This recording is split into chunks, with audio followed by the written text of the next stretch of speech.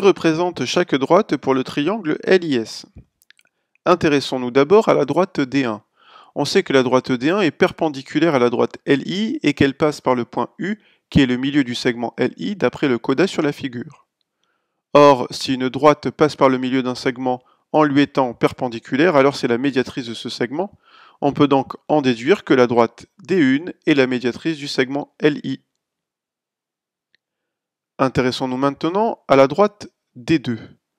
La droite D2, on sait qu'elle passe par le point I, qui est le sommet du triangle LIS, et qu'elle partage l'angle I en deux angles adjacents égaux. Or, si une droite partage un angle en deux angles adjacents de même mesure, alors c'est la bisectrice de cet angle. On en déduit donc que la droite D2 est la bisectrice de l'angle I. Passons à la droite D3. On sait que la droite D3 passe par le sommet L du triangle LIS et on sait également que la droite D3 est perpendiculaire à la droite SI. Or, si une droite passe par un sommet d'un triangle et qu'elle coupe le côté opposé à ce sommet perpendiculairement, alors c'est la hauteur issue de ce sommet. On en déduit donc que la droite D3 est la hauteur issue de L relative au côté SI.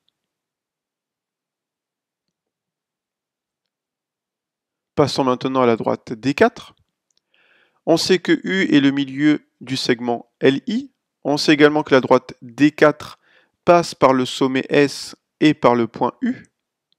Or, si une droite passe par un sommet d'un triangle et qu'elle coupe le côté opposé à ce sommet en son milieu, alors c'est la médiane issue de ce sommet.